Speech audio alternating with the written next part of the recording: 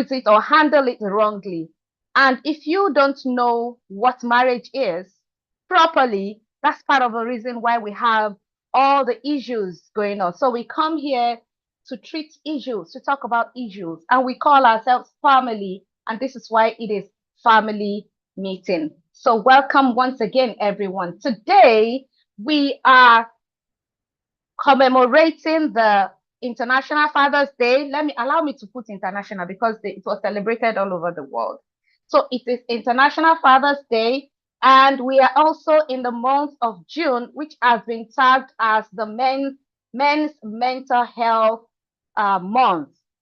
And thinking about everything going on around us, I just got that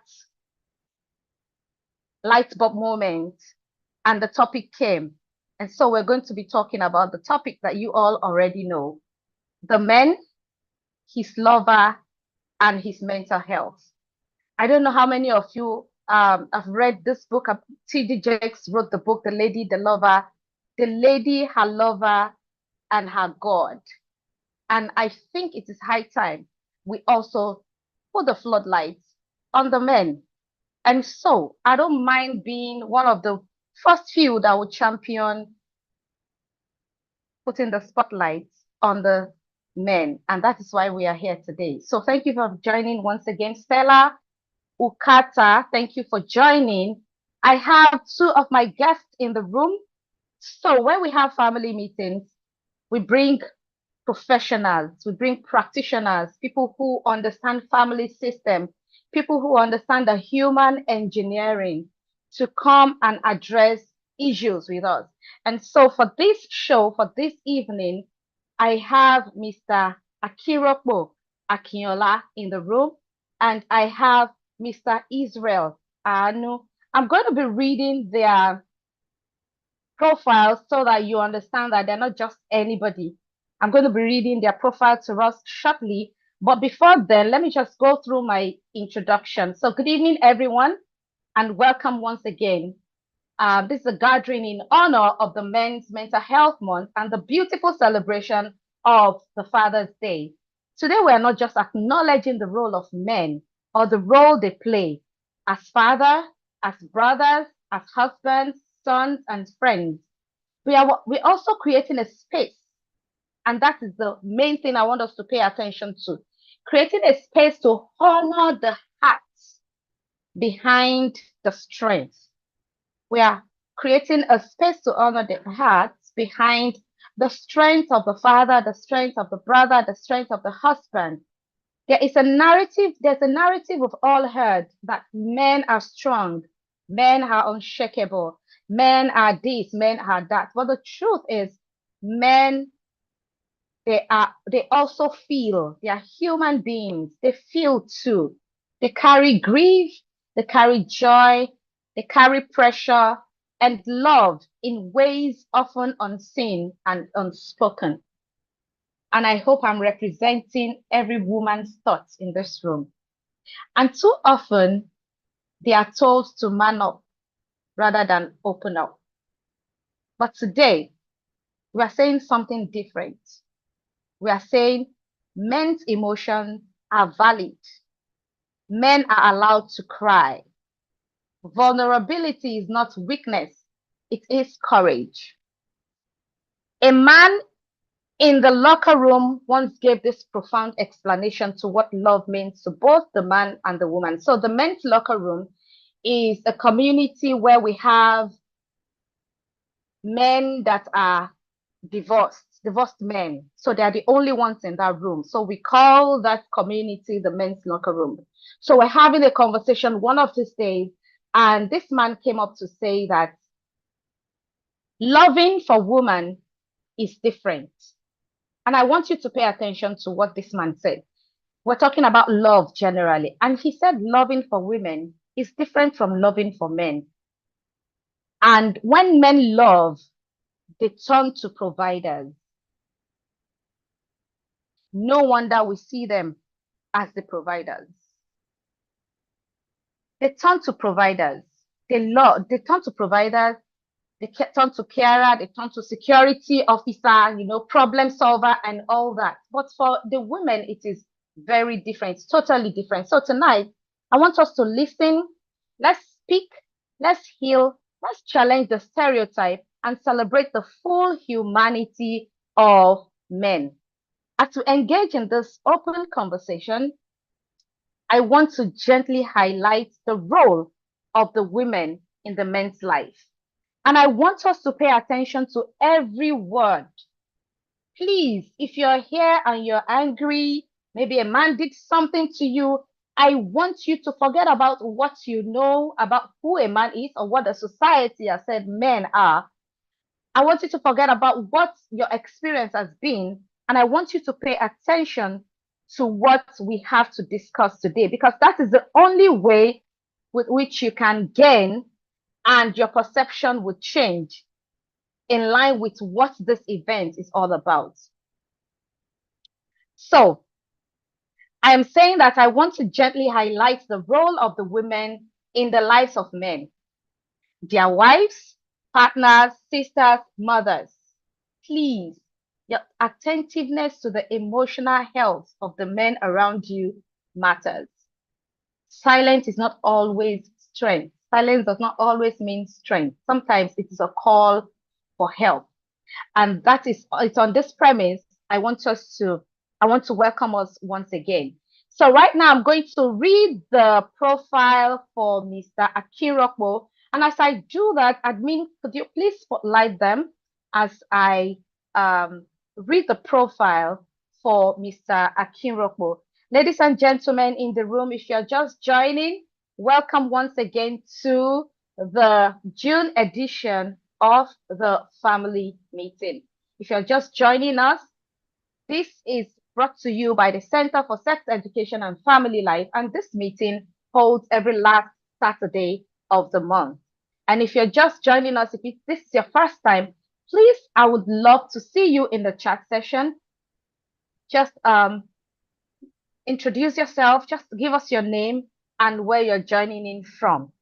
So Mr. Akinrokpo Akinola is a passionate catalyst for change who has the mandate to increase the quality of parenting and the methodology of nurturing African children, as well as families into greatness while maximizing their full potential. He is an accounting graduate from the Federal Polytechnic Ilaro, Ogun State, Nigeria. He is a member of Nigerian Institute of Management Chartered. He is a fellow Institute of Management Consulting. He has a short stretch in Mobile Producing Unlimited, Nigeria, from March 1999 to April 2001, and Resilience Bank Limited from August 2001 to April 2005, and later started a private business major in financial brokerage. He had been involved in youth counseling in his local church before he was called fully into the parenting and education ministry in 2011, which he pursues with vigor and passion till date. Akinrokpo Akinola has practicing certificates in public speaking, business consulting, childcare, parenting and family advocacy, and education consulting. He is a Gen Z facilitator certified from Growing Leaders Atlanta, US. Social emotional learning facilitator certified from Growing Leaders Atlanta, United States of America. Emotional intelligence certified from Emotion City, Lagos, Nigeria. He is certified family life practitioner from the Institute of Family Development, Lagos, Nigeria. His track record on advocacy on parenting can be traced across sectors, following the need to consolidate diverse projects, effort, and intervention within the parenting space. He is a consultant, speaker, trainer, parent coach, and also an experienced counselor. He is the author of the fast-growing Inspire 3 books Three work tools for fathers and mothers. Daddy, Where Are You? Published in 2018. Mommy, No Excuses, published in 2019. Then the last one, Pathway to Fatherhood, published in 2023. He is the founder and the leader at Researcher Parent Mark Consulting. Ladies and gentlemen, please let's all go into the chat session as I welcome Mr. Akinrokpo Akinyola. Thank you very much, Mr. Akinrokpo, for joining me. Guys, please welcome our guests. Thank you very much, sir. It's always nice having you. And my second guest this evening is Mr. Israel Anu. Israel Anu is a United Kingdom-based family life coach, a premarital counseling practitioner, and charity leader passionate about men's emotional well-being. He serves as a decision maker with the Department of Works and Pensions, where he applies evidence-based and policy insights to support thousands of claimants each year.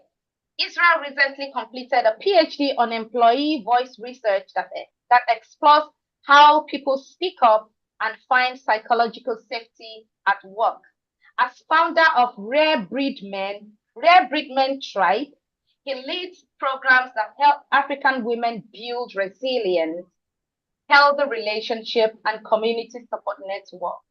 Drawing on more than a decade in HR, business analysis, and Christian ministry, Israel blends data, lived experience, and practical tools to spark honest conversation about mental health, fatherhood, and partnership. Ladies and gentlemen, once again, please welcome Mr. Israel Anu to the family meeting. This is the first time we are hosting Mr. Israel Anu on this show. So Thank welcome, you. welcome, welcome. Ladies and gentlemen in the room, please welcome my guests. Show them some love. Thank you very much, Mr. Israel. Thank you very much, Mr. Akinrofo. It's nice having you and looking at the track record that you guys have on emotional intelligence, talking about men. This is why you're here. And I believe that you're going to shed more light. Yeah, I kept saying something in the men's locker room that a new generation is rising, a generation that will talk more. That I'm talking about the men now. They will talk more. They will not be silent like the past generation. And I know that you are involved in raising that generation. And that is why we are here. So that we will not have too much shock, especially for women. We need to understand what it is. We need to understand why men don't talk. We need to understand what men are actually going through and what they really want the society that is putting the weight on their shoulders and the women that are expecting so much from them and unconsciously forgetting that men are also human beings who feel. I wrote something on on my LinkedIn page last year talking about the fact that my experience with my father, because I was very close to my dad, my experience with my dad gave me this understanding to see, exposed me to a level of secret I love ladies my age does not know. Because I was close to my dad. My dad was very vulnerable with me, even as a child. And that helped me to see the behind scene and understand why some men do some things that they do or behave the way they behave. So I'm going to start with this question. And please, everybody in the room, I always say it here that my perspective is not the absolute. And so I'll expect that we all ask questions. So, ladies in the room, you have question, big question that one that is hitting you hard. Feel free to ask these men. They are the representatives here, and we have quite a number of men in the room. This is the largest show. This is a show that we have the high number of men in the room, and I don't want to embarrass them, please, so that they will not start leaving the room. Or you know how it is. Sorry, daddies, I'm not embarrassing you. Please, thank you for joining. Thank you for coming. I appreciate your presence, and this is about you. We want to celebrate you. Please let us say Happy Father's Day to everybody, to the daddies in the room. If you are a woman here, Happy Father's Day in the chat session. Let's do that right away. Very important. Let's celebrate them. Let's celebrate them, please. For every father that is in this room, I celebrate you and thank you for joining. So my first question will be for the two of you, and I want you guys to respond to it. What's one stereotype about men that you wish could be completely erased? What is that stereotype about men that you wish, that you really wish can be erased completely? Mr. Israel, do you want to come first? All right. Thank you very much, Dr. Yvonne, and thank you for the Family Center for Sex and Education and Family Life for the opportunity to be part of this platform today. I feel deeply honored to be here as we gather to talk about mental health, but not necessarily to focus on men's mental health at a moment in time, at a moment in a period whereby we, the men, especially from where I am currently based here in the UK, the ranking that we are ranked even below the dogs.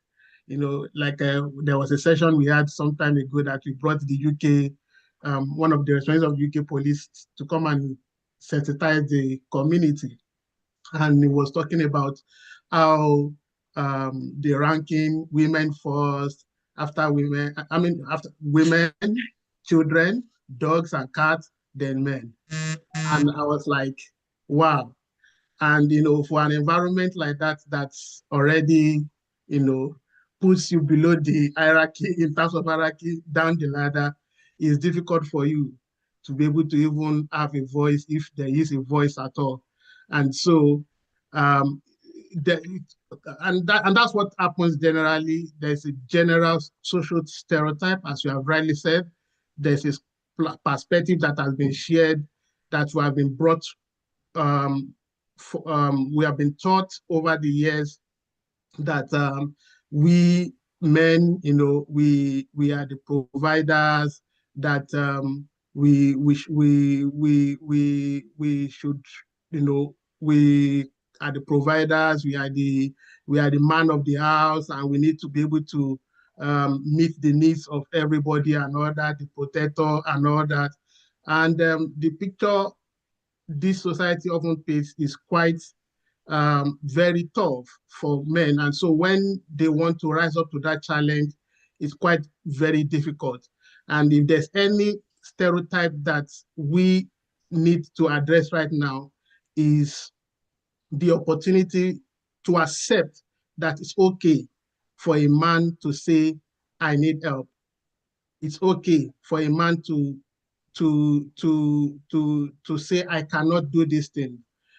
For instance, for me, there's a decision I take earlier in my marriage. I said, I'm not going to be the El Shaddai because I don't want to die.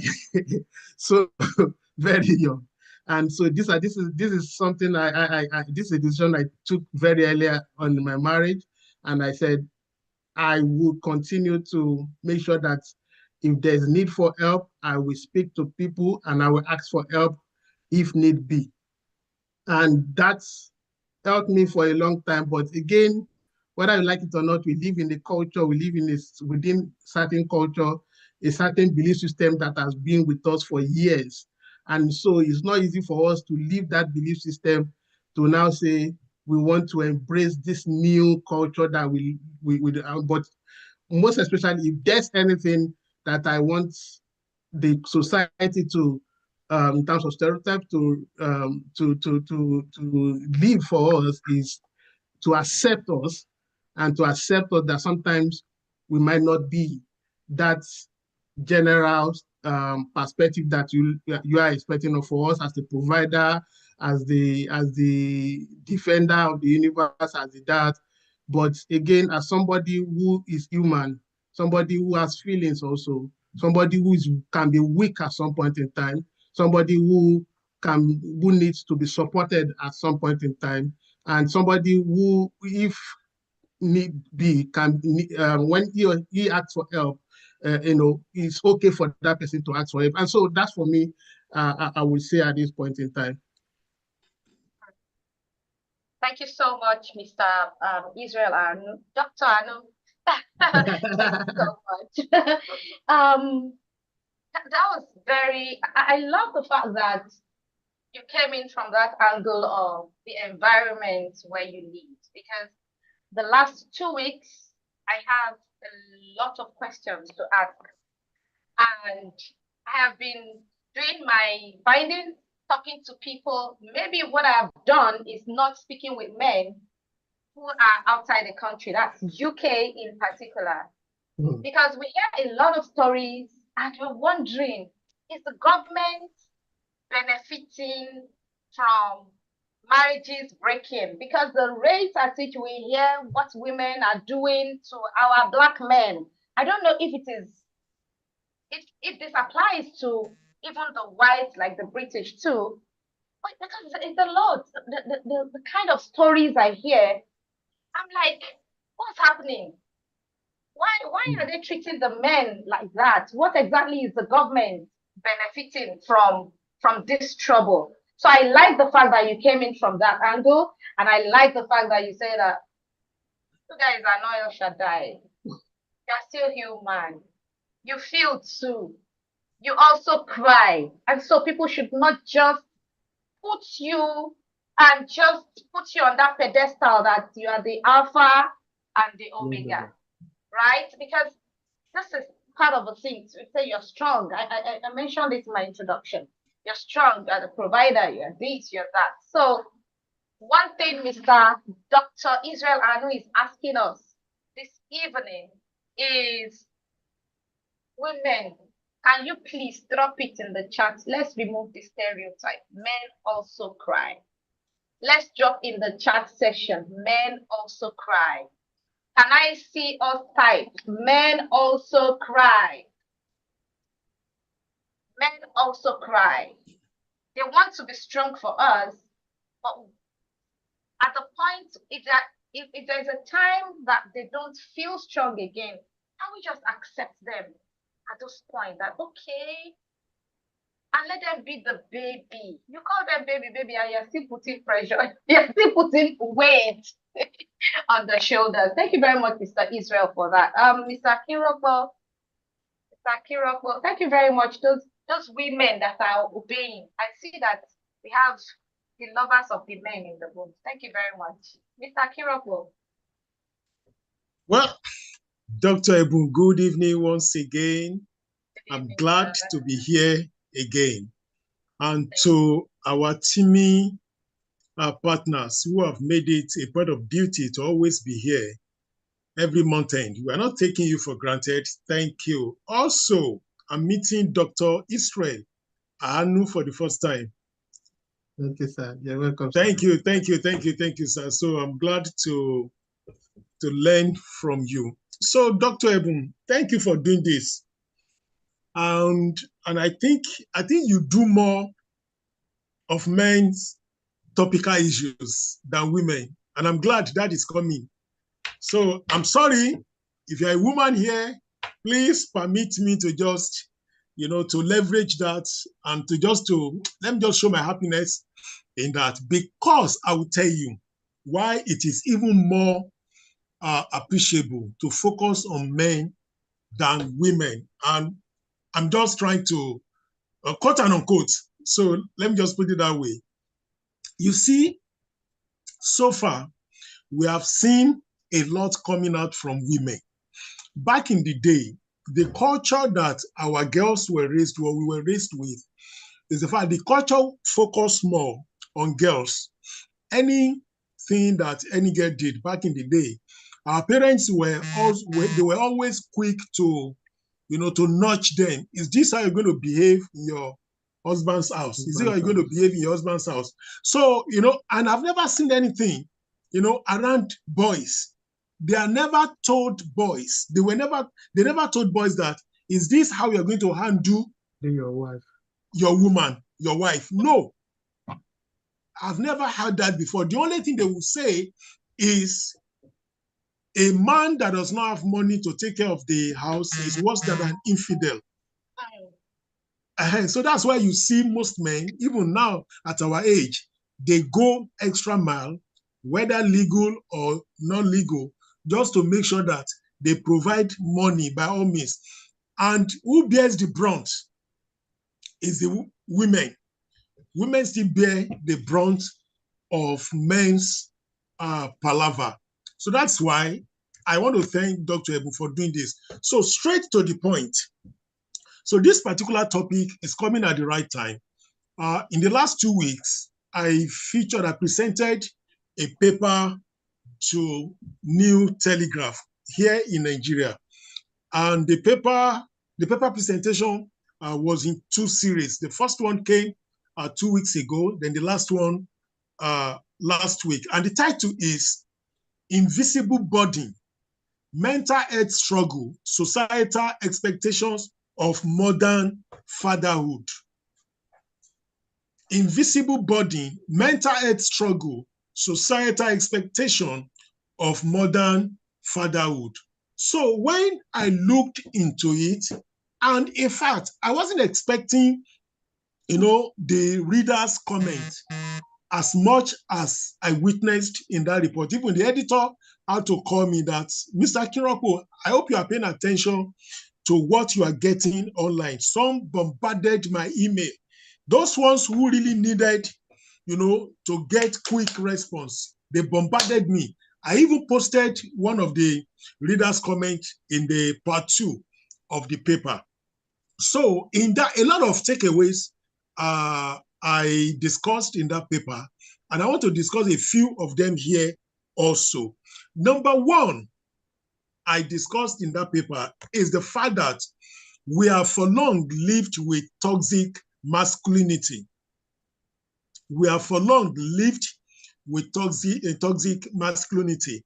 And we think we are getting better, or we think we are correcting the malady. Yes, let me put it that way, but we are wrong.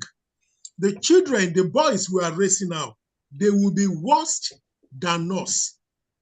The boys who are 18 now, who are 25, who are 28, who are 30, they will be worse than us if we don't do the right thing. And that is one of the reasons why we see many of those boys now saying they don't want to get married.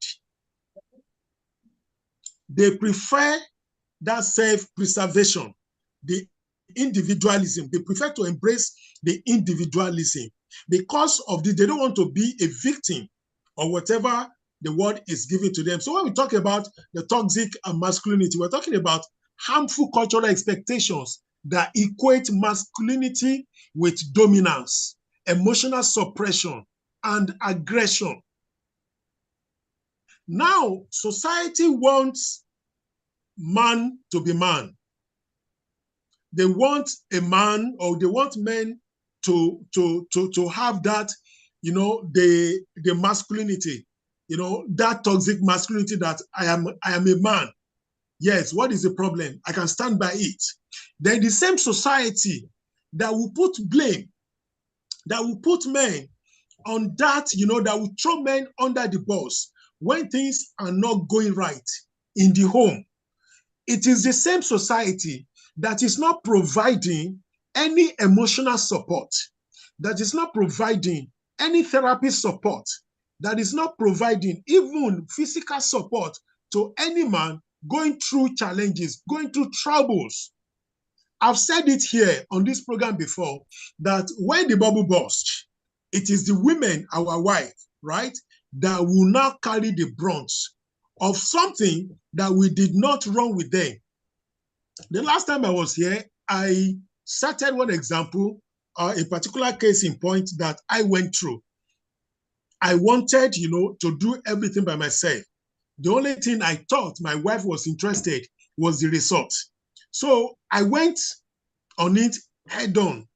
And when the problem came, the challenges came, the back and forth, dragging me back and forth, the police, the AFCC, when those things came, my wife that did not know how I entered into that business transaction now became the victim of my foolishness, because she couldn't sleep in the house. She couldn't take care of the children very well. She was running up and down.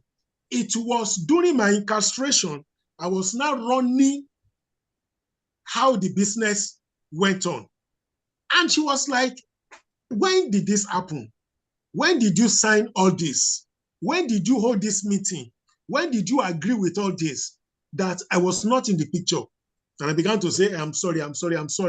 Because I was raised with that toxic masculinity, to equate being a man, being a husband in the home, to strict dominance over my wife, to not allow my wife to have a voice, even when I was wrong, even when I was foolish in a decision I want to take. So that toxic masculinity is what I see that is one of the major challenges that men are going through. Men went through it back in the day. Men are still going through it. If you don't do better, our boys will still go through it. Then the second one, and I will stop from there, is what I still call, emotional stoicism. Emotional stoicism. What does that one say? That one say that societal system that reinforce rigid gender roles, often limiting men's emotional expression. Like Dr. Anu Riley said, that we were not raised to express our emotions. You are a boy in the home. Don't talk. Don't cry. Just talk it up. Don't worry. Don't do this. That is one of those things that made you to be a man. Don't say all this, don't this. So all those emotional suppression of our challenges have never in any way, did us any favor. And that's why I wrote it as learned behavior. We learned it. Every behavior is learned. Because I have never seen my dad, approach any of his wives for advice. I've never seen my dad, I'm talking about my own personal story now. I've never seen my dad calling any one of the wives down that this is what I want to do. What do you think? How do we think this will come up? I've never experienced that. And the same thing I took into my marriage, because I always believe one thing, that every one of us is a product of our early emotional life. Mm-hmm. So many of us, we took into our marriage, right? We took unhealed childhood trauma. We took into our marriage. We took the pattern that our fathers raised the children with. We took the pattern that our fathers, how they took the wives, how they related with the wives, how they treated their wives. We took that because we believe what we saw them do was the best. That is where the nature and nurture comes in. We believe that was the best. And that was why I like one of these assessments in our family system engineering certification. They will ask that what you experience from your parent, is it the least, from your parents' marriage, is it the least you want for your own marriage? I'm sure by the time every one of us was doing it, it was 0. Because when I saw it, I put it there. It is neither yes nor no. What I put there was I never experienced anything about marriage between them. Let alone say Was it the least you want, or is it the least you want, or the best you want for yourself?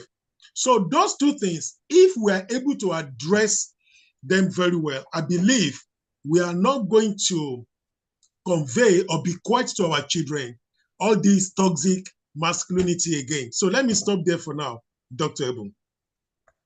Thank you very much, Mr. Akiroko. So insightful and eye-opening.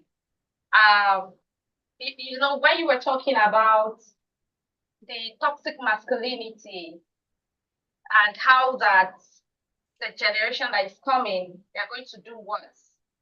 I see the millennials, I think I belong to the Gen X. I see the millennials, I think after millennial is Gen Z, isn't it? I see the millennials breaking. I see them running away. The Gen X and baby boomers, they are the strong ones that want to carry on the legacy. And that's what some of us, my age group, the Gen X and a little of the millennials, but the younger millennials from 85 to 90 what? They are running away. I sit in the counseling room with men and I hear women tell me things about their men are not ready to work. The men want to sit and the women are the one struggling to make ends meet in the house. I want to believe this is the consequence of that toxic masculinity. These are people who experienced, you know, before the real technology period started, the millennials had little experience of Yahoo, Gmail, and all that. So at their age group, they were exposed to a little of the internet, the coming in of the internet. And so they are seeing all those things. I guess that is why we have that generation breaking. They don't have threshold for pain. They don't have threshold. They don't want to be a victim. They don't want their names to be called. And in response to what Opeyemi is asking me in the chat session, says that I should highlight some of the perspective I got from my father, from the struggles of men, from my close relationship with my dad. I am from a polygamous home. My dad had three wives. Are they legal? No, these are the three that were in the house and one outside, you know. And it got to a point, and we were 16 of us. And before he passed 3 years ago, we were all university. He ensured that every one of us went to the university. And he did that single-handedly. You know, that mentality of being a provider as the man. So you want to imagine a man sending 16 children through the university. Guess what? He's still the same person that will drop little money and the wives will complain. They are not paying attention to some of the things he was doing. I remember if my mom is complaining, my dad would call me and be like, you know, Mama, you too much, you know, he was very vulnerable with me. He opened my eyes to see and said, see, I just paid these people school fee. Why can't these people just be patient with me? They want money for food. I will still give them. You know, this are the toxic masculinity that Mr. Kiroko is talking about. And right now, I'm number 5 of 16. I have boys behind me. And after my dad passed, I had to be telling them that, oh, it's your turn. So now you are married. You know, their wives will come and be talking and say, oh, so you see what this man went through, that your mothers will be complaining and be pointing fingers. They went to the point of insulting him, like he didn't have a house of his own until he passed. How will he do that? 16 children, you know, these are the things. I think I'm just different and I reason a lot. I pay attention to his pain and I was very empathetic with him. That was why I was able to get this perspective. And so I'm saying this to answer Mayemi's question, to say that if we pay deep attention to what our husbands, the men around us, and what Mr. Akiroko just talked about, the toxic masculinity and the emotional suppression. They were not able, they were not given chance to show their weakness. If they show their weakness, they are failed. And so they want to come out strong at all times. So this is what we're talking about. Thank you very much, Mr. Kiroko and Mr. Israel, for shedding light. And I want the men in the room to also know that these men are representing us. And they're saying that vulnerability, I mentioned that vulnerability is strength. It's not weakness. Mr. Israel said he doesn't want to die. It's not El Shaddai. El Shaddai is somewhere there. Me, I'm human. So men should be ready, feel free.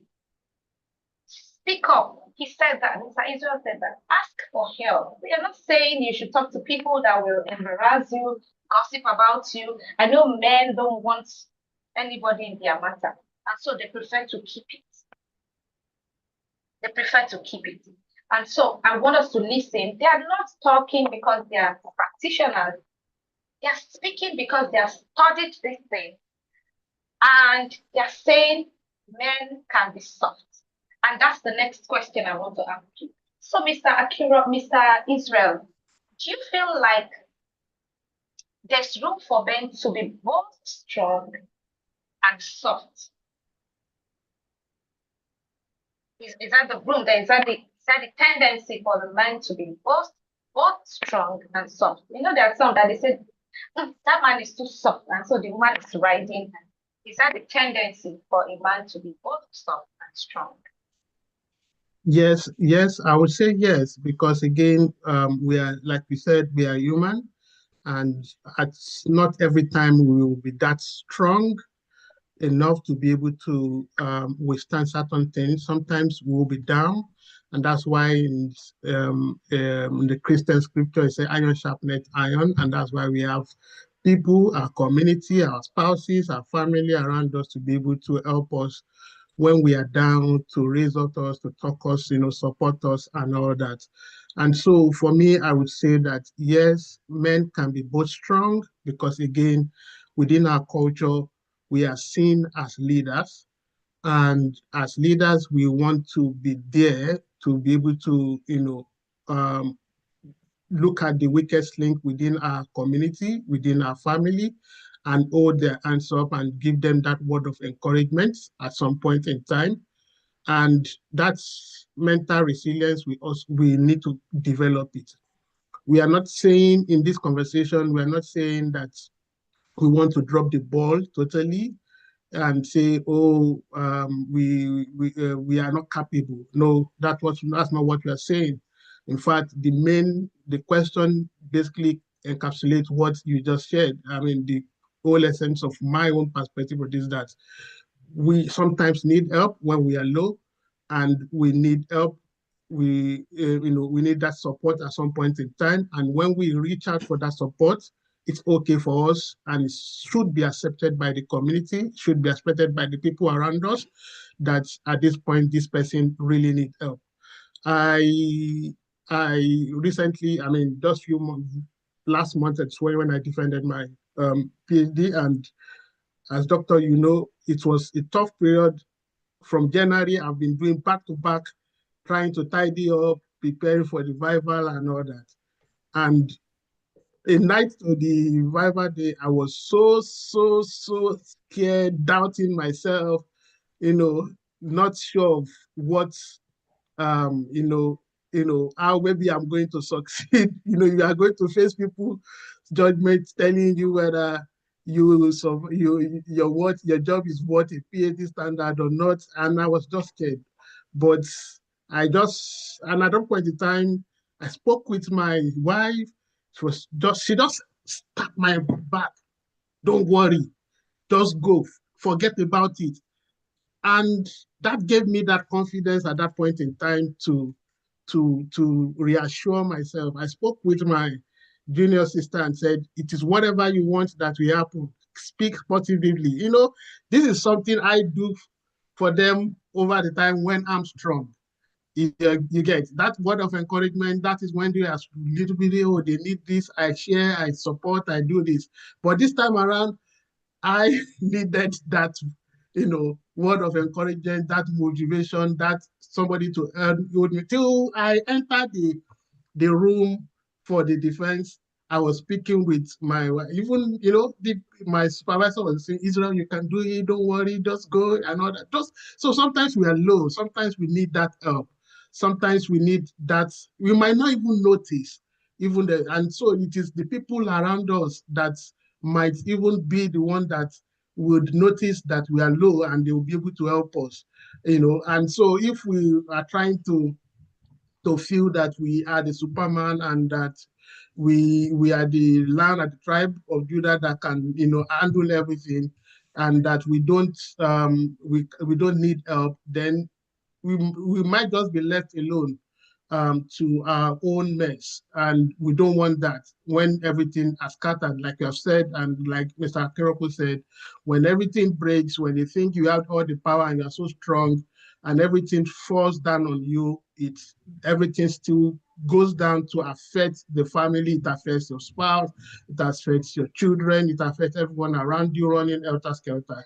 And that's why it's for us to say it's okay for us to be weak at some point. It's okay for us to be vulnerable at some point. It's okay. And when we are vulnerable, we need to be able to accept it. The society also needs to be able to accept us, and they need to be able to give us that support that we need to be able to stand up again and be the best version of ourselves that the society needs us to be. Thank you. Thank you very much, Mr. Israel. Oh, Dr. Israel. I'll get used to it. Because I said, no, we need to learn to call that thing because it's a lot. You just gave an example of what you went through, the anxiety, Yeah. before the exam, the final exam, and all that. So thank you for sharing. I was actually going to ask if you had ever had any experience where you have to where you feel unsafe and you needed the support of the family. And you have just given us a very good example of you writing an exam. Like it's as little as writing an exam. And it doesn't have to be the story Mr. Kiroko said about money. It doesn't have to be a big issue.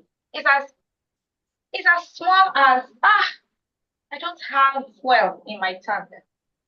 It's as small as I don't think I can pay school fees in the next when the next term. Maybe the school fees have to come in on a particular date. It's as small as I don't think I'll be able to pay that school fee at the deadline on the deadline date. Talk about it. Open up instead of rolling on the bed and crying. What's the English of crying? Be cranky in the house. It's as little as that. At this point, I also know that we might not have women who understand that. And that's what the next question will be to Mr. Akiroko. Mr. Akiroko, some women are just, we're talking about stereotype here. Some women have this idea. For example, for me, I expect the man in my life to do everything, if not for PESEC that opened my eyes. And at times, because there's that stereotype, it's an unconscious thing that women don't actually know is there. I said something about the unconscious thing of not realizing that this man is also woman. This one is also human. He has feelings, he has emotions. And so when we are running our mouths, we should be holding the brake small. Say, this thing I'm saying, if they say it to me, will I be able to take it? We have some women who are coming from that background. And so they expect the absolute from their man. How can men, for example, you want your wife to understand and support you? How can men who are already afraid that if I say it, she's going to judge me, how are they supposed to relate with their women, their wives? Okay, I okay, hope you get that okay. question fine. Yes, I got it. I got it right. So what I want to say is this: thank God for the family system certification, right? That we were many of us are product of. That actually opened my eyes also, and in opening my eyes, that the ethics in that area, in that profession, also taught me that don't judge anyone. So, in not judging anyone, so this is my advice for any woman who really wants to do that. And that's why there is a process to marriage. And one of them is dating or courtship, as the case may be. So, you know, if your motive is for you to want to marry somebody who will shoulder the responsibility, right? 100%. Look for that person. Somebody that will not complain, that will not say anything, who is ready to shoulder the responsibility, who is ready to even say, don't work, stay at home. I'm going to pay you everything. There are men like that. So it's going to be a procedural error for you to know this man cannot in any way shoulder all the responsibility as you have been raised in your homestead, in your own house. You've been raised that, oh, maybe that was what you experienced from your father, from your mother, that your dad was the one who took everything. Your mom was just a typical housewife, even though she went out once in a while to do stuff, right? So you, if that is what you want as a woman, go for it. Nobody will judge you based on what you have decided to do. But if you know a man that you are dating is not ready for that, even if he has that capacity, but he doesn't want a woman like that in his life, please don't force the marriage on that man, and later you are not complaining. It's not this, it's not this. That is error. And that marriage has actually been contracted through error. That's number two. Number three, for any man that is already in it, maybe there was no clear discussion about it, and you just find yourself in it, and you later discover that this woman really wants me to be doing everything. Now, for any man to really overcome that, to know how to write, for any man to know how to handle that, that man must have, first of all, overcome what that is termed as a cognitive behavioral pattern.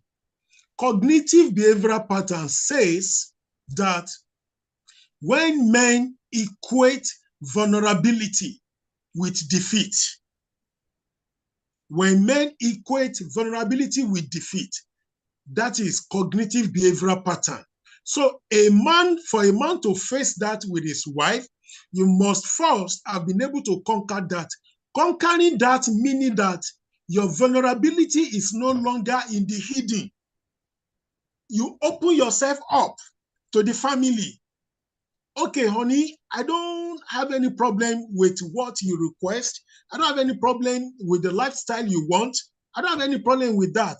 If I am able to do that, if I'm financially buoyant enough, trust me, I will do it for you.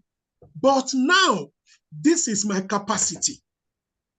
This is what I'm earning. This is the business I'm running. You know it. And this is the income that has come in during the month. In fact, last month, we had to borrow money to pay the staff. In fact, this is the 6th month now of the year. We're still running 10 million naira deficit. The money we're using to pay the staff to do some other expenses were the money from the reserves. This is our annual report. This is the monthly report. You can see. But trust me, when things get okay, and we are coming back to that, and we're going to do that. So, men must not equate vulnerability with defeat. What you can do do it. What you cannot do, don't do it. Please, doctor, permit me to chip in this. I watched a footage 3 days ago. You know, I've forgotten the name of this pastor. Oh, God. Okay, anyway, let me just state let me say the content. The content there, so it was a program that the church organized for, Father's Day.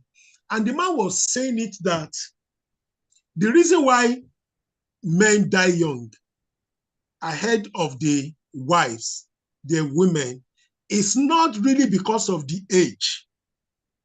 The man made mention of something, but I termed that thing, when I recreated that thing, I know that it's still about a toxic masculinity.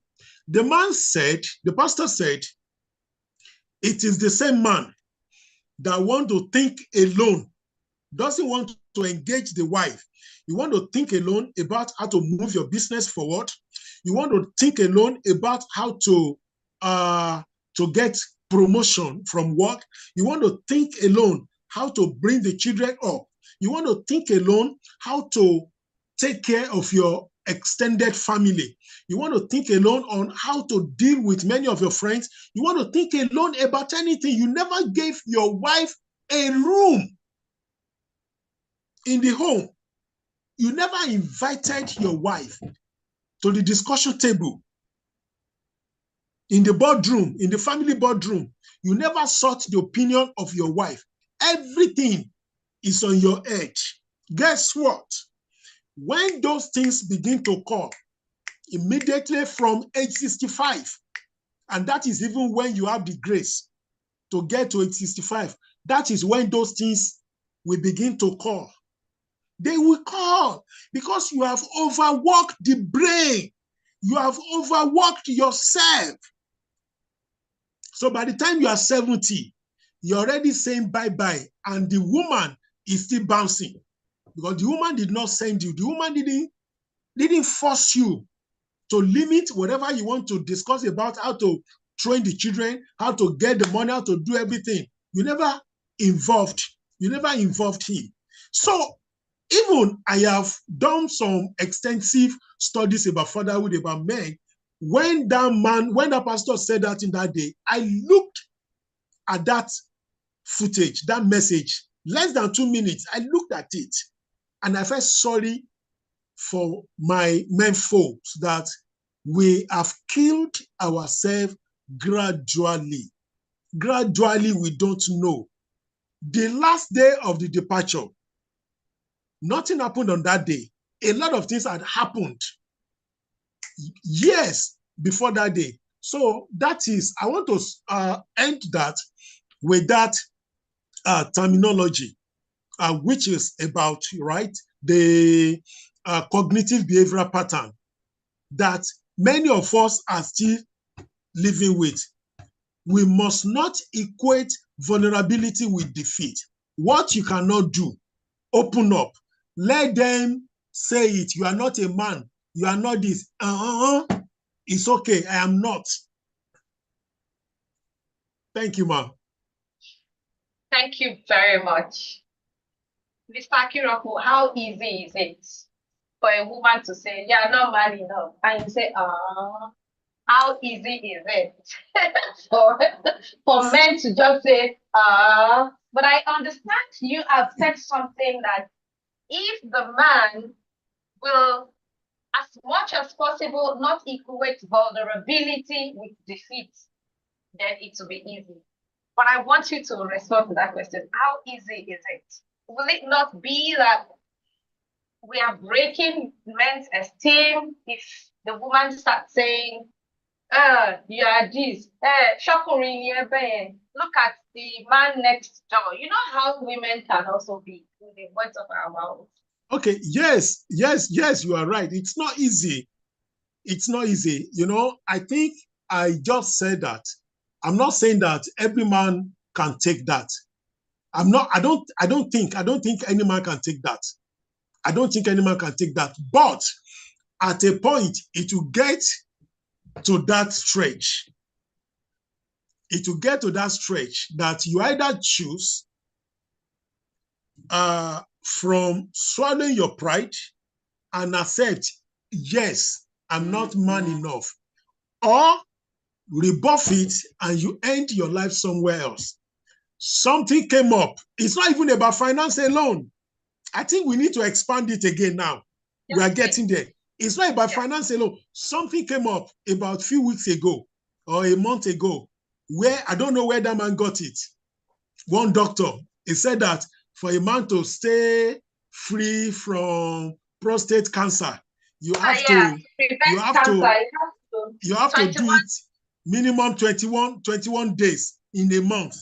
Have sex 21 days in a month. 21 days in a month. To prevent prostate cancer. Prostate generally before it becomes cancerous. You see, that is another toxic masculinity that men are facing. Any man now who, for one reason or the other, couldn't even do more than once a month or even in a month, does not even have the time for it. The man now begin to see himself somehow. I'm not man enough. Or the woman who sees that the husband is just struggling for which one now? Maybe struggling for twice a month, 3 times a month, or even once a month. The woman will now be feeling that, oh, no wonder this guy is not man enough. I mean, I'm even still complaining about once a month or twice a month. Now, a medical doctor is saying 21 days a month. So men are going through a lot. Society is not helping us. They are dropping unsolicited advice every moment of our life. And that is why I said, hello, men, if you're on this call, you know yourself. If any woman, I know it could be difficult. It could be difficult. If any woman is pushing you to that level of rubbing it on your face, that you are not man enough, please rush to go and meet a therapist. Please, rush to go and meet a therapist, and that should be sorted out. Thank you very much, Mr. Kiroko. Dr. Anu, I want to direct the same question to you, but I want you to come from the perspective of people who are 1 year, 2 years, 5 years, 8 years in marriage. How would they handle vulnerability with their spouses? Because like I mentioned the other time, I have observed that a lot of young men, because of the pressure on them, they don't have the threshold, and so they are not even trying. I see a lot of young men feeling very stuck. How can they have the conversation with the woman who is expectant? And I also want you to talk about it in relation to, because we have the men from the men's locker room here, that's the divorce community. Men who are, they are divorced already.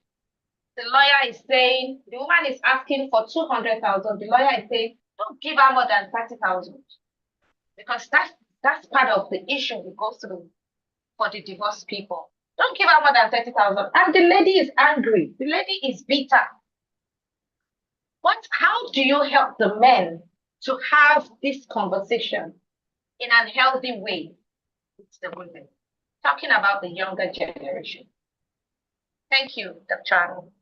All right, thank you very much, Doctor. And thank you, Mr. Kiroko, for the perspective you shared. I would, in terms of vulnerability, first and foremost, we need to understand and we need to please look at the perspective that generally, again, we men, even as boys, we have been suppressed for over the years, and we have not even learned the we don't even have the vocabulary to be able to express ourselves, to be able to say how we feel at some point in time.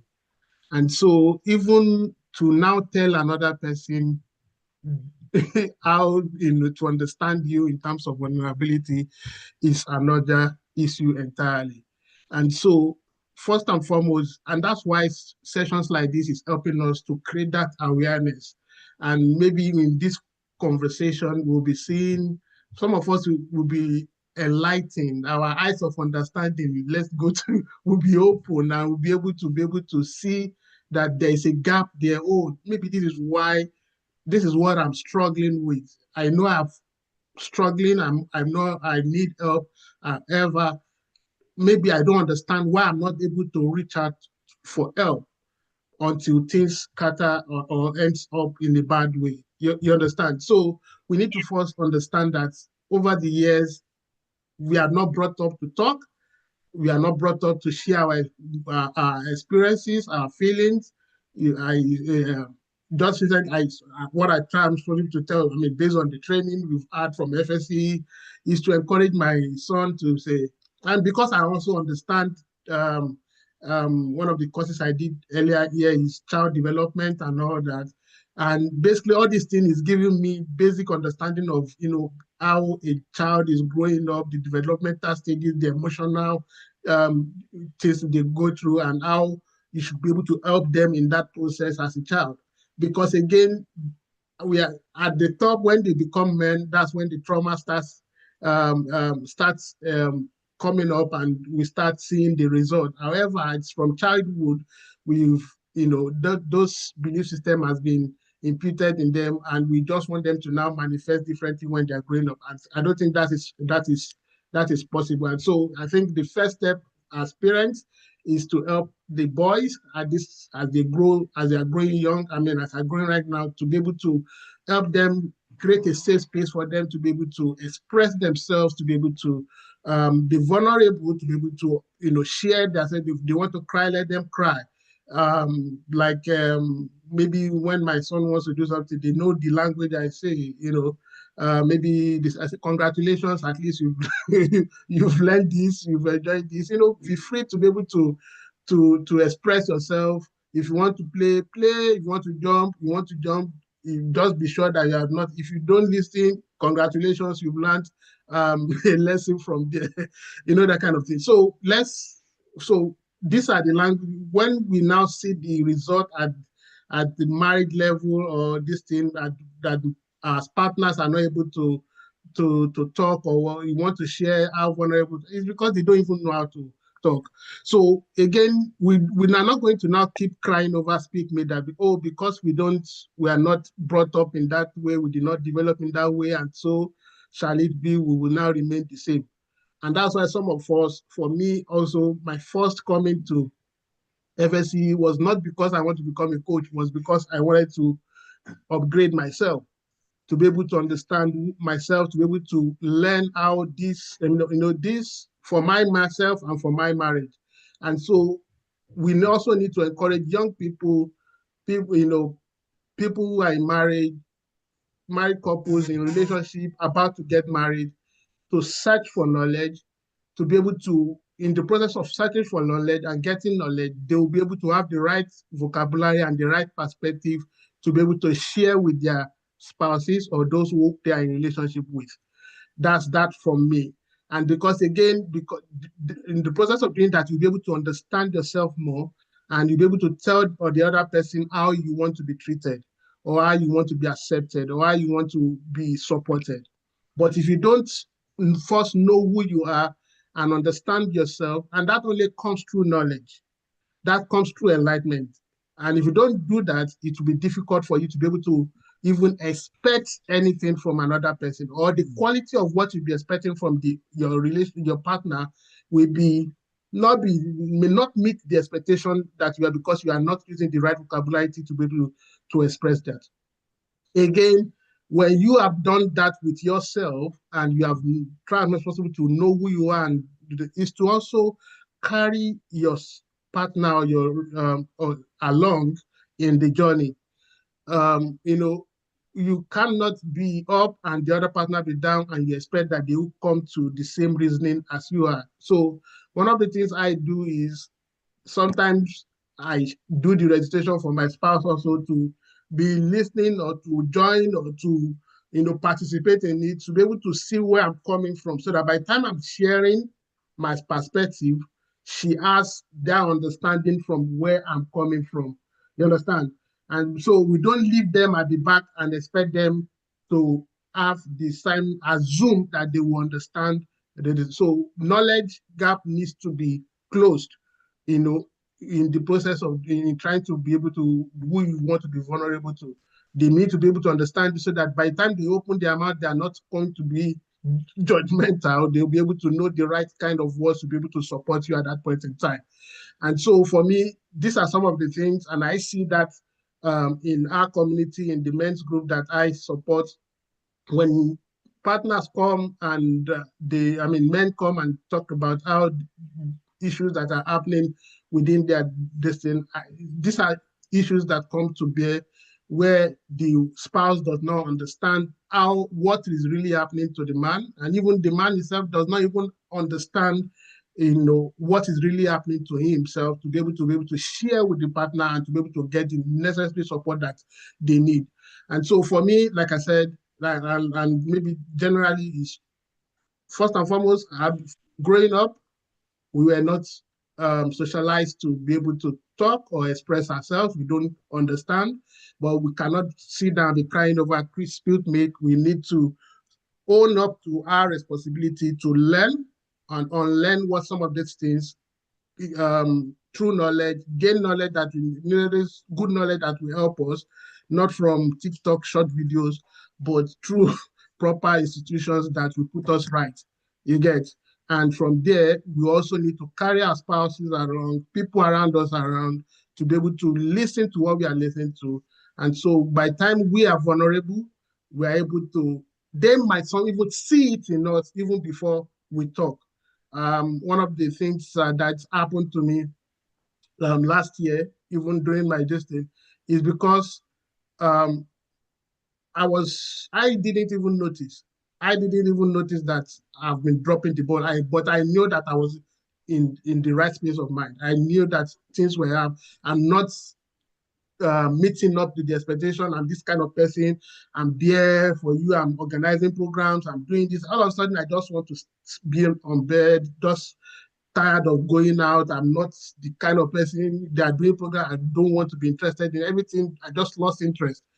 And I never knew it was even happening to my work, how it was affecting my productivity at work. I never knew all those things. It was when one of my one-on-one with my supervisors, and they just felt not something wasn't right. And they were the one that asked me, Israel, what's happening? How are you? And again, I was just lost. I didn't even understand, but they are trained. They understand that relationship. They have the perspective. They have the knowledge. They were able to see through. They were able to see, and they were the ones that were able to ask the right questions, to be able to puncture that, even when I said I was fine. But they knew that they didn't stop at that point in time.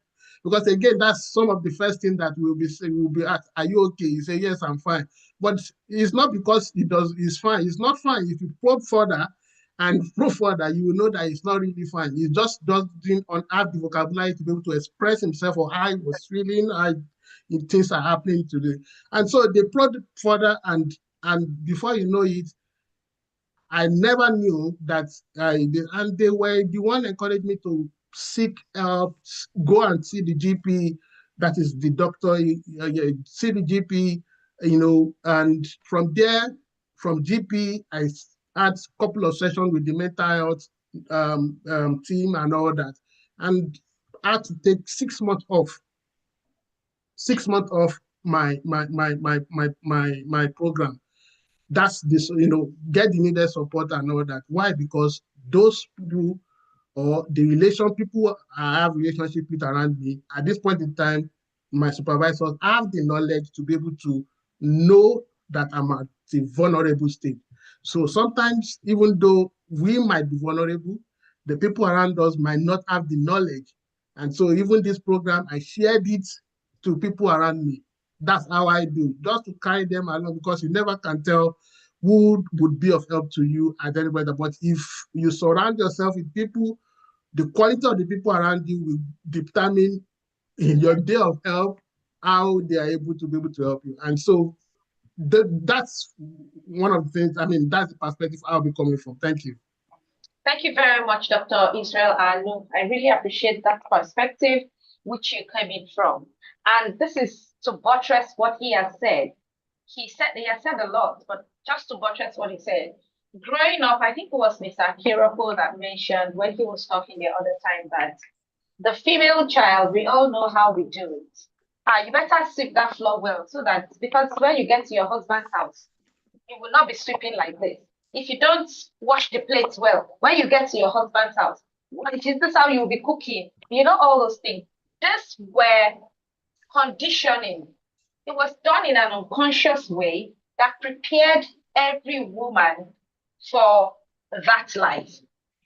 But nobody, the two of them have said it today, nobody, and for those of us that grew up in a family where we have boys, nobody, they come back from playing ball, have their bath, eat food, drop the plates. They don't even wash. I know that this is changing gradually. Do you get? I know it is changing gradually. We are becoming intentional with our parenting because of the results that we are seeing. And so for men, it doesn't seem as if men really have the information. They don't have the words to describe because they were never taught. Men were never taught. And so it is not your fault. It is not your fault. And that's what we're saying, that it is not your fault, but it is your responsibility not to remain where your upbringing had left you. Some of us are married. Some of us are old in marriage. Some of us are new in marriage. Some of us are intending to marry.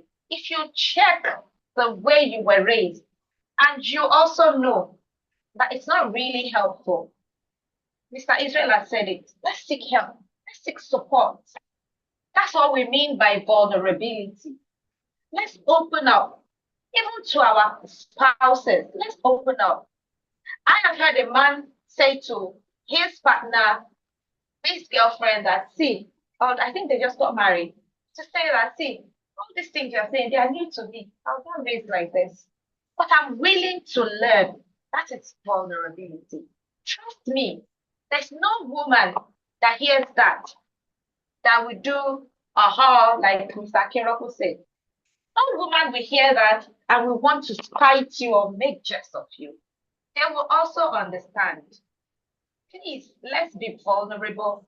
Don't let us take too much in. That is why you are two. That's where the complementary comes in. That's what the person is supposed to complement you, to support you. And Mr. Dr. Anne said something about having the right group of people around you. At this point, I want to indulge men. Please, let's have men groups. I'm so excited looking at the number of men on this call tonight. And I really appreciate it. I do not take you guys for granted. When I see men in meetings like this, I know these men are different. They are not part of the statistics of men that say, they don't want to learn. This man wants to learn, and that's why they are here. And I always appreciate it when I see men come out to listen to things like this. We all hear that if it is not about finance or football, you won't see men. And that's the truth. Even in the religious organization, it's only churches that teach financial growth that you see men attending. When you go to churches where they pray, you don't really see men. Growing up, we don't see daddies come to church.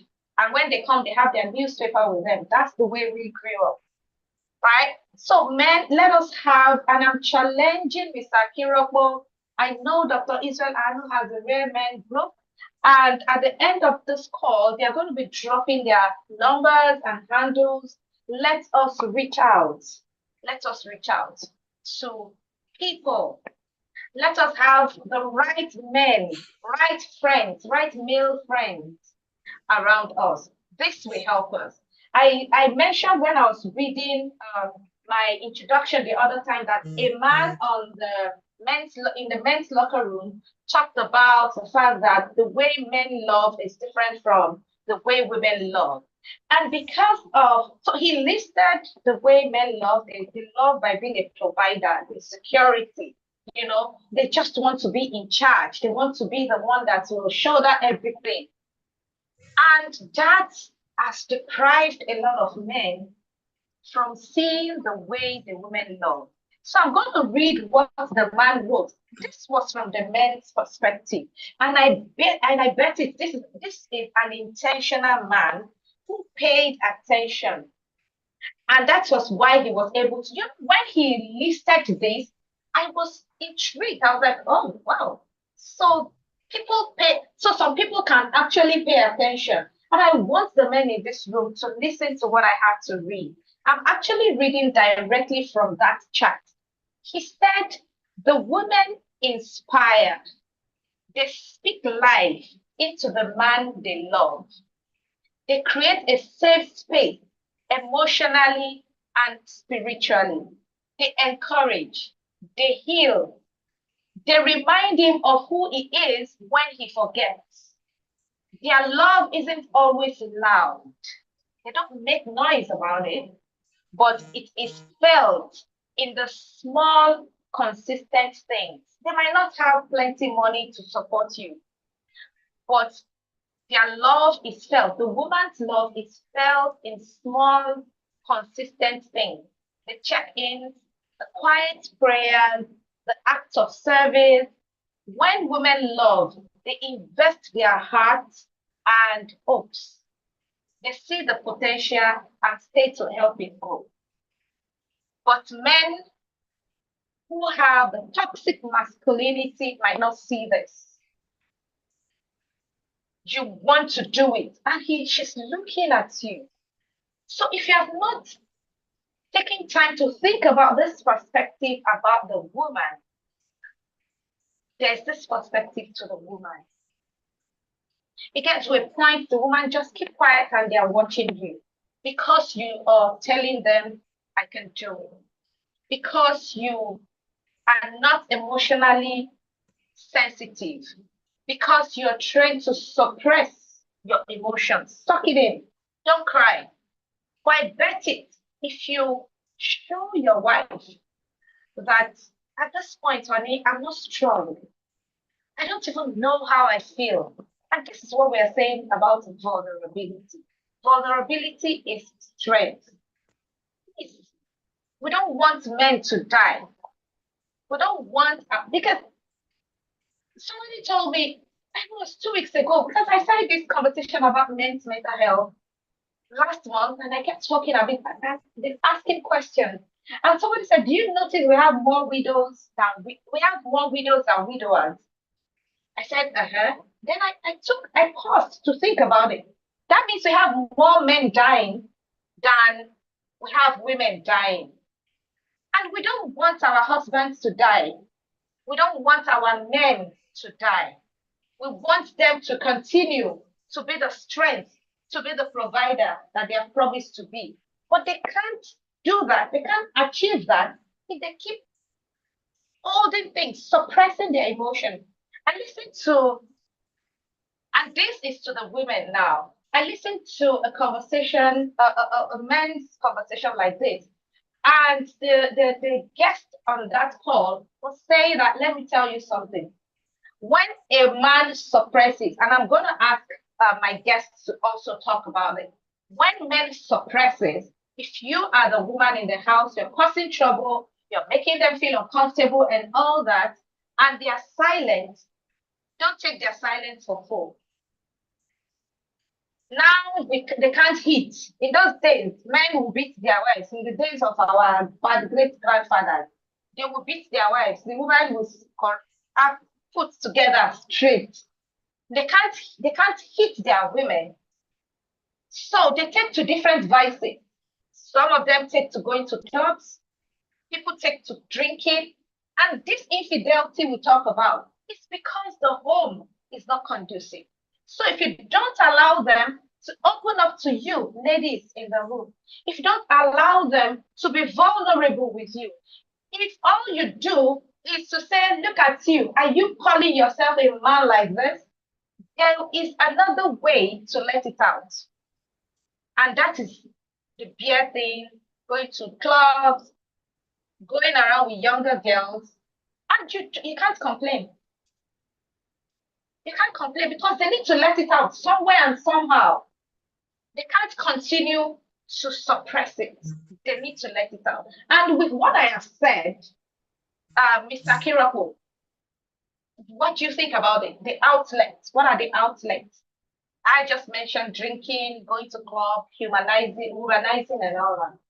What do you think about that? Because I Well, listened to the show. I think those are safe outlets. Drinking, womanizing, smoking, just going out. To me, to an extent, they are healthy, quote and unquote. It's not that I approve any one of them because I'd been in that area before when I was battling with my own issues, right? But why I said those are safer, things to do. We have some people who will not do any of this, and the only thing they do is suicide attempt.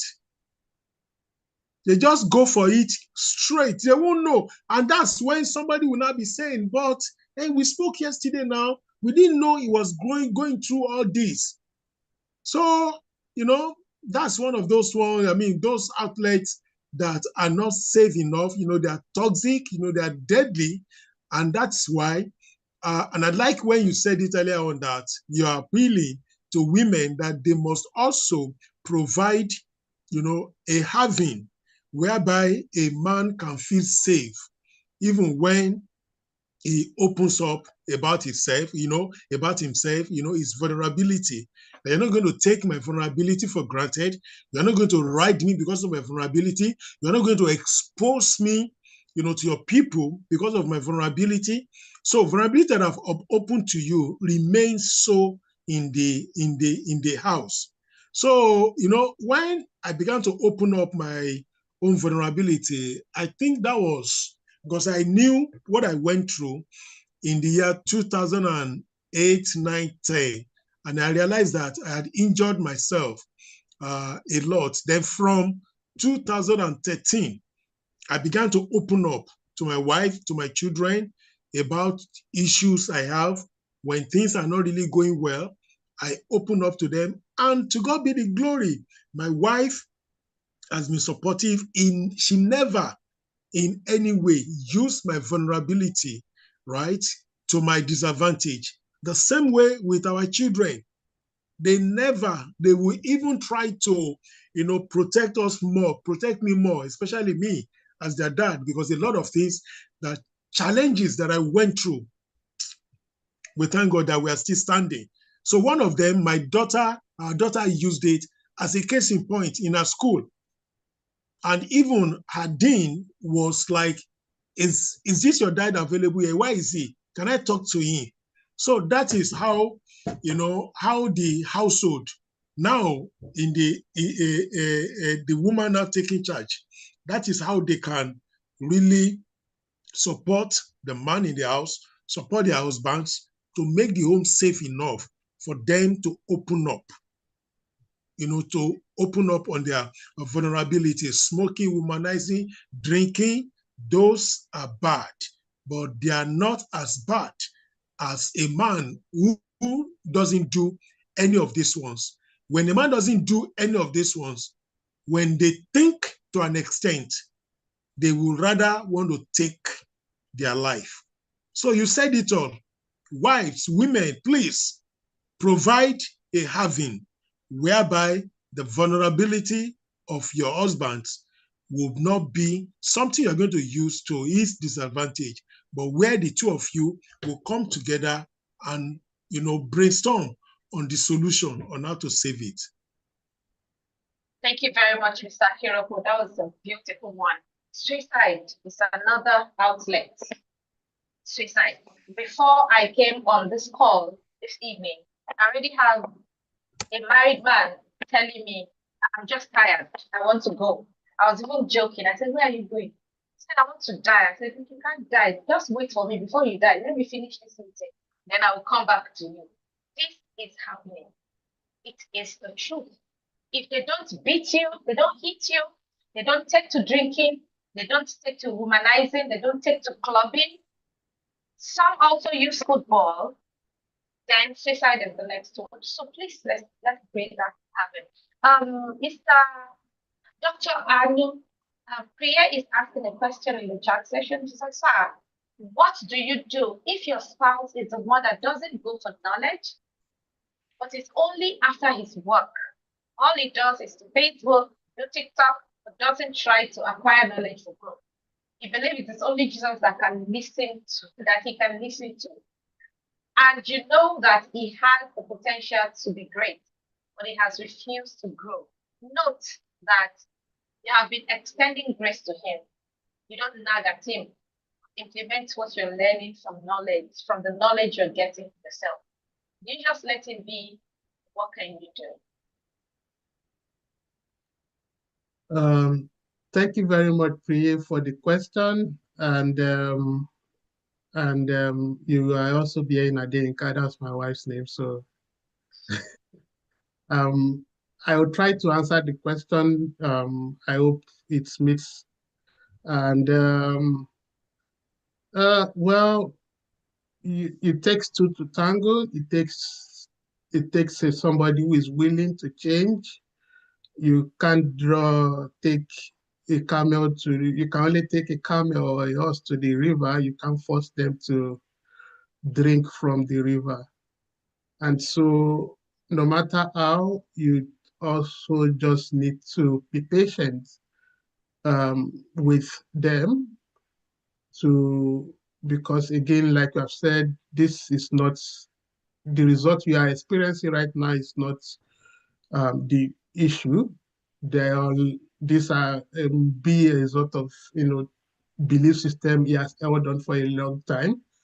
And for that person to be able to come out of that belief system, it takes another enlightenment for them to be able to help them to be able to change that perspective and be open to be able to um, to new knowledge that will help them to be able to change their current behavior. And so I would say that keep creating that safe space for them. If possible, when they tend to listen to you, um, share meetings like this with them. I think during FSC, there are some questions where people come and say, my wife doesn't want to come, or my spouse doesn't want, or my husband doesn't want to come for therapy. How do I do it? You can go through their unconscious bias. I mean, unconscious, Dr. will help me with that, Conscious resistance. but yeah, to be able to make that this thing by, there are some, women, if you want to get your husband to do certain things, you know how to do that. And when you just be the woman that you be much more, don't be hard, bring out your feminine power and use it more. And use it more to be able to get him to be able to listen to you. Don't be forceful. Don't try to be too forceful about it, about bringing it to their space everywhere, like if you are trying to force them, because again, some certain belief system feels that they shouldn't get, like Mr. Akinobo said, toxic masculinity. They don't want to hear, they don't believe they can take instruction from their spouse, or their spouse can tell them what they need to do, for their betterment. They need to come to that realization by themselves, and before you know it, the time might be too late for them and all that. But again, you still, thank God, that you can see that. Just continue to create that safe space, bring out your feminine power more, to be able to, bypass that subconsciousness, to be able to make that change, expose them, take them directly or indirectly, to sessions like this, little by little, expose them to content, maybe even that TikTok, that is listening to content by, therapists, counselors, coaches like this that you might have had that you feel you want them to listen to what you have been saying, share it with them. Those little drops of TikTok 1 minute that they like listening to, or Facebook they like listening to, you can also use that channel to share healthy content with them, to be able to help them get the right knowledge that might relax them and possibly get them to be able to come to the realization of that space that you want them to be, or change their belief system. So I don't know, that's from my own perspective, because again, like I said, you can't just leave them to be, because they might just want to hurt themselves. There's a general saying in Yoruba that atopake read their right. The person that you want to, that having issue might not see their bottom, but you that is around them, and that's why we are all humans. We have to look at, watch the back of the other person to be able to help them see what is happening. But sometimes they might not listen, but keep telling them in much more loving way, and create that space. It's not their fault. It is their fault one way or the other. It's not their fault sometimes, but it's something that they've taken over the years, and just help them to, because one day they would come back and say, oh, and you have been saying this and all that. And even sometimes when they even meet it out, would make the result outside, they would acknowledge that their wife had been saying it in a loving way, one way or the other. And like I said, use your feminine power more. Just be a woman more, and I'm very sure the result will come out. Thank you very much, Mr. Anu. Because our time is fast spent, I will just, for that question, Priye, I want to believe there's more to this. This is kind of like a summary. If the person is your spouse, um, and if I am to profile you, which we can't be doing here, you might want to reach out to me later. There are some questions I would like to ask, like, was it like this from the beginning? When did you notice the change? Do you get, and how are you saying it? Like Dr. Israel said, how are you presenting? Let's take a course, or let's improve on ourselves and all. What's the presentation like? So there are some questions that we'll be interested in asking, but the time is really, really fast spent. Thank you very much, Mr. Akirapo and Dr. Israel. And Dr. Israel talked about the parenting part, how we raise our male children. And you see, as a father, if you can't give what you don't have. And that's the major reason why we are talking about all this, so that we can raise a generation that is coming, can raise them to be healthy and have healthy masculinity. But if you don't have it, there's no way you can pass it down. And so, at this point, I'll ask that Mr. Kiroko drop his number and maybe social media handle in the chat session, so that people can reach out to them. And Dr. Israel Anu, you can also drop your contact in the chat box. While they are doing that, I want to announce to everyone that we have the summer school for the children. The summer school for the children, we talk about emotional intelligence and how to live life. Summer school for children starts in the month of August 4, and it ends on the 13th of August. And this is for 50,000 naira. We have a siblings discount. If you have more than one child, we will give you a discount. I'm going to drop the link to register for the summer school for the children. And admin, please drop the contact number so that people can reach out. These numbers you can call to ask questions as regards the summer school for the children. It's going to be virtual, and it's going to be an interesting time. Some of the things we expect our men to do are the things that will be discussed with the boys on the call. So you want to register your children. Thank you very much, everyone. At this point, I want to give Mr. Audience, people in the audience, any other questions? Okay, Illuminator. One thing I've seen over the years, that most women don't want to speak in the language their husband understands. You get it. You get it. It's part of it. And so, and that was why I said there are questions I would have loved to ask Priye, if she can contact me, we can talk about it. Because our presentation is very important. The man can just close up to say, oh, so you want to teach me how to, okay, that's the way you want to, okay now. And you'll be surprised that he's working on himself outside.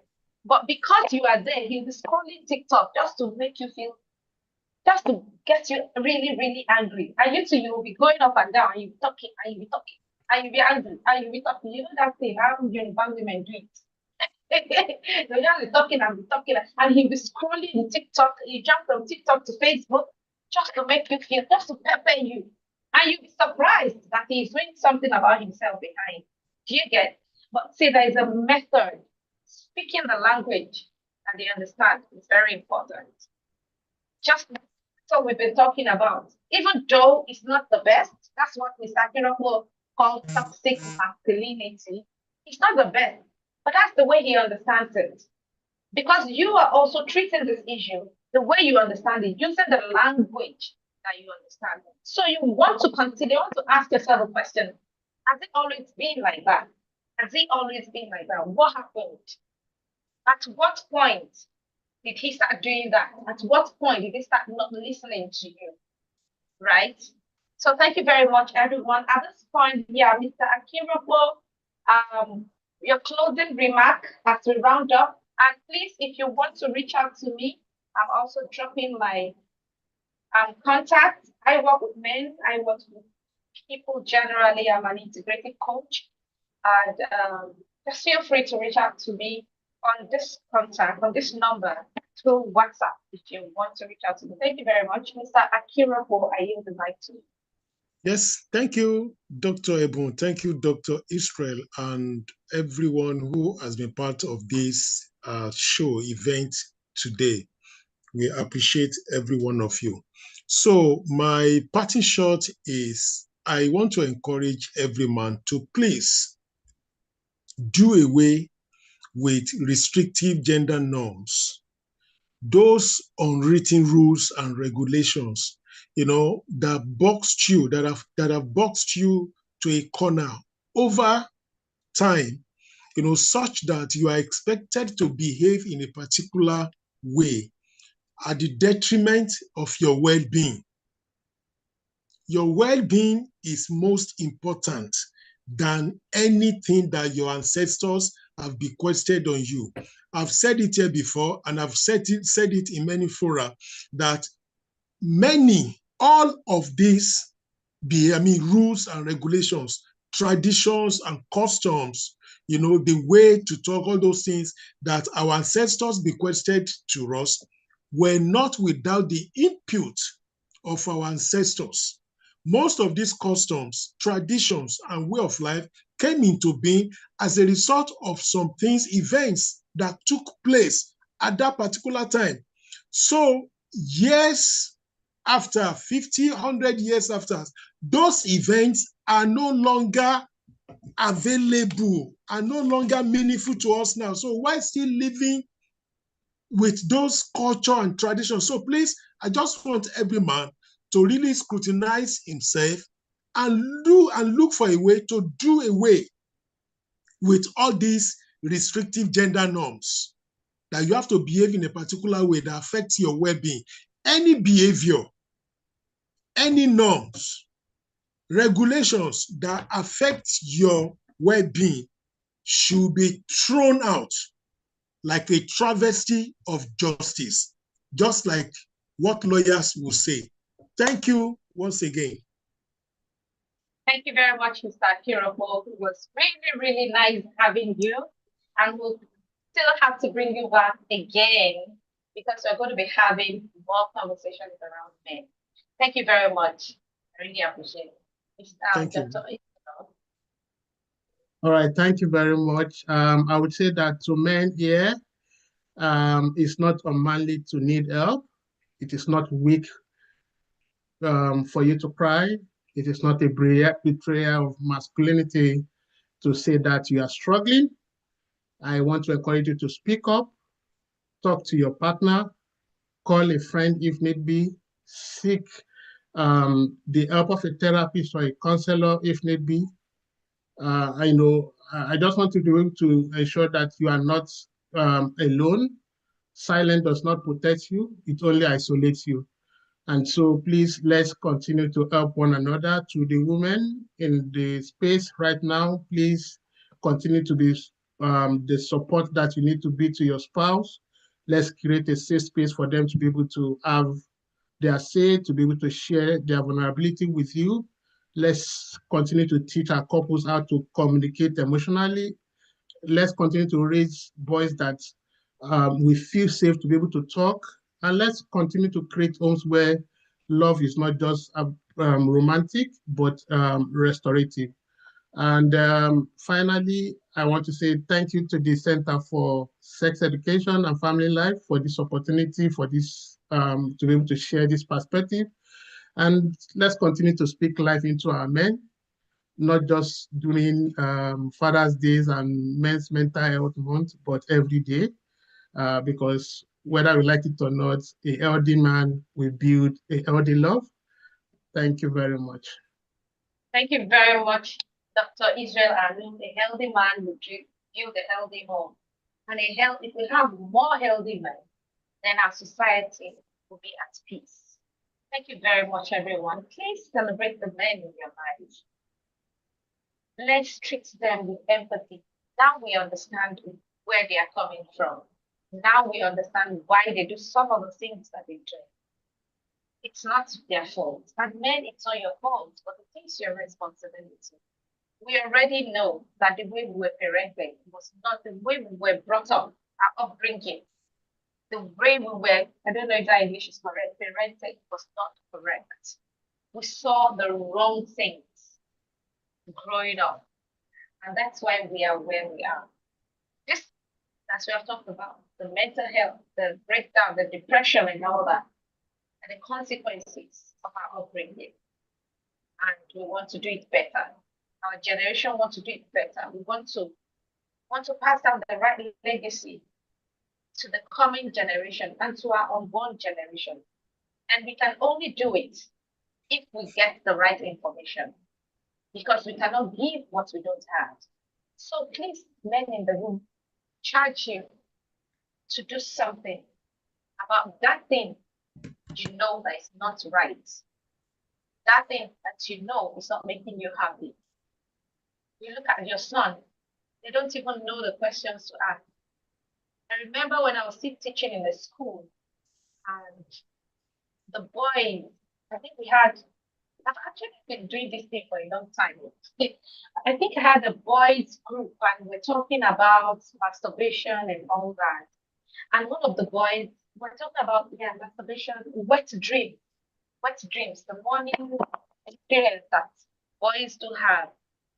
The church even made it difficult because the boy stood up to say, he always felt that it's a sin to have wet dreams. Because there was no father to tell him that it was biological. It was correct. It was right. It's a good thing to experience it. So he felt it was a sin and he was really ashamed of himself. He can't even talk about it.